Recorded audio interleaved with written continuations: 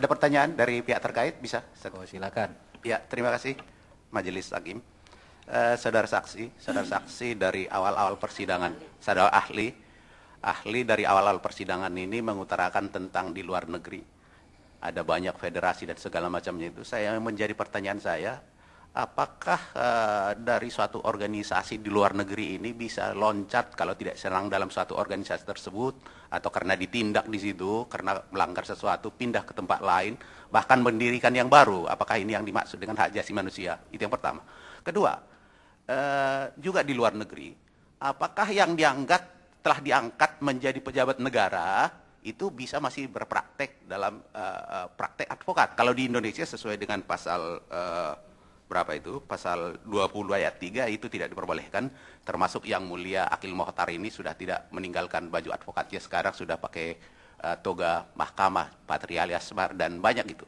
Tapi di kita ini dan di ruangan ini ada, saya tunjuk aja bahwa pemohon ini juga demikian, bahwa saya tahu ini beliau ini telah diangkat menjadi Komisi Hukum Nasional, tetapi ya, itu ada pejabat negara, saya baca apanya, tapi masih bisa berpraktek. Apakah ada di luar negeri yang demikian? Terima kasih. Terima kasih. Terima kasih Majelis Hakim yang mulia.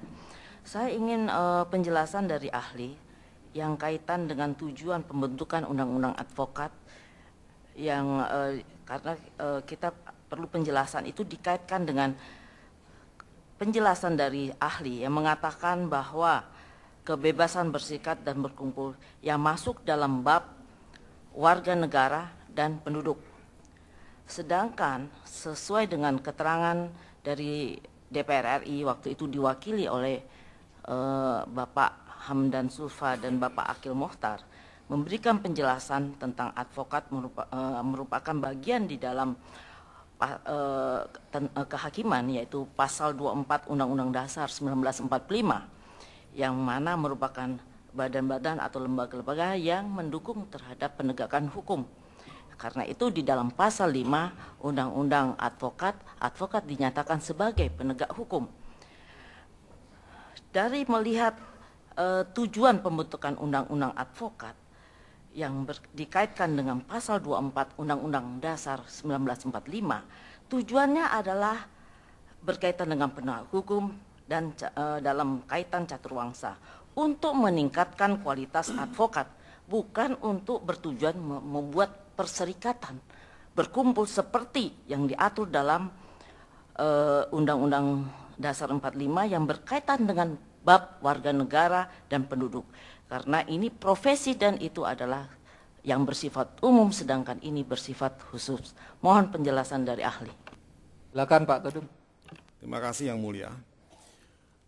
Saya tidak tahu pengalaman di semua negara tentunya, tapi dari apa yang saya dapatkan dari beberapa kehadiran saya di beberapa pertemuan internasional, kemungkinan dalam sebuah keadaan di mana ada kemajemukan organisasi advokat, ya, berpindah dari satu organisasi ke organisasi yang lain itu tidak dilarang, itu dimungkinkan. Dan apakah yang bersangkutan pindah atau tidak, itu pertanyaan kedua. Tapi juga sangat mungkin bahwa ada yang tidak membolehkan untuk berpindah dari satu organisasi ke organisasi yang lain. Nah, tapi pengalaman saya dari apa yang saya tahu, bahwa kemungkinan untuk pindah di beberapa tempat itu dimungkinkan, karena itu tidak pernah dilarang, tapi juga mungkin di tempat lain bisa saja ada yang tidak membolehkan itu ketika dia akan pindah ke tempat yang lain. Nah, apakah seorang yang menjadi pejabat, ya ini memang persoalan etika yang saya kira harus dilihat dalam konteksnya. Apakah menjadi pejabat itu betul-betul absolut tidak bisa menjalankan fungsi sebagai advokat pada waktu-waktu dan kondisi-kondisi tertentu? Saya tidak ingin membuat satu generalisasi dalam hal ini, karena kalau ditanyakan kepada saya apakah mantan hakim agung misalnya bisa menjadi advokat, saya akan dengan sangat tegas mengatakan mantan hakim agung seharusnya tidak boleh menjadi advokat. Itu ada satu etika yang sudah menjadi semacam hukum kebiasaan internasional dimanapun juga. Saya tidak pernah melihat misalnya Ketua Mahkamah Agung Amerika misalnya menjadi advokat atau menjadi konsultan.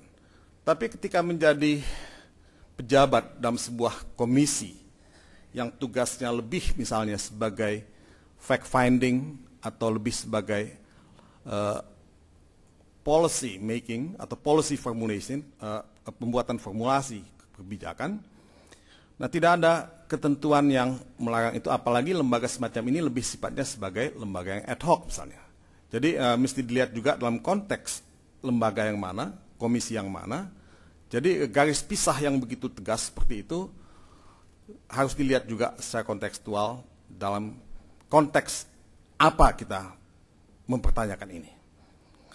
Nah, soal tujuan undang-undang advokat, saya sekali lagi tidak ingin mengulangi karena memang kita tadi sudah mengatakan bahwa harus ada perbaikan kualitas profesi advokat ini. Karena profesi advokat ini dianggap sebagai aparat penegak hukum, the officers of the court. Nah, ketika dia bicara mengenai posisi advokat sebagai the officers of the court, memang kualitas profesi itu menjadi sangat penting. Nah, pertanyaan pemohon tadi menjadi sangat penting mengenai ujian untuk menjadi profesi advokat ini. Karena disinilah saya kira persoalan-persoalan ujian dan pelaksanaan kode etik itu menjadi hal yang sangat krusial, strategis dalam menentukan profesi advokat. Di negara seperti Australia,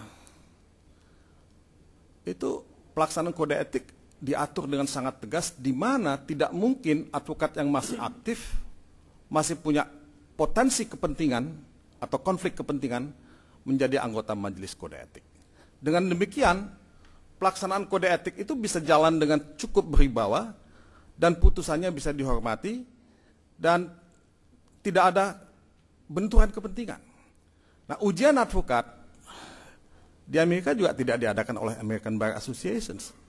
Dia diadakan oleh satu badan otonom misalnya. Badan otonom yang melakukan ujian seperti TOEFL untuk bahasa Inggris dan betul-betul independen gitu. Jadi tidak ada vested interest dalam pelaksanaan ujian ini. Nah, ini mungkin yang perlu juga dipikirkan kalau kita mengatakan meningkatkan kualitas profesi advokat. Dan pertanyaannya adalah, apakah tujuan undang-undang advokat yang tadi dikaitkan dengan posisi advokat sebagai aparat penegak hukum atau the officers of the court itu akan jauh lebih terjamin kalau ada ketentuan yang jelas mengenai standar profesi dan pelaksanaan kode etik yang saya tidak sepenuhnya menolak keterlibatan pemerintah dalam hal semacam ini. Karena di Amerika, di beberapa negara bagian, Mahkamah Agung dan wakil dari pemerintah duduk dalam majelis pelaksanaan kode etik. Di California, di mana saya pernah belajar, wakil dari Mahkamah Agung California dan wakil dari pemerintah daerah California ikut dalam majelis kode etik semacam ini. Jadi ini bagian dari upaya untuk meningkatkan kualitas profesi yang mungkin akan lebih acceptable, lebih bisa diterima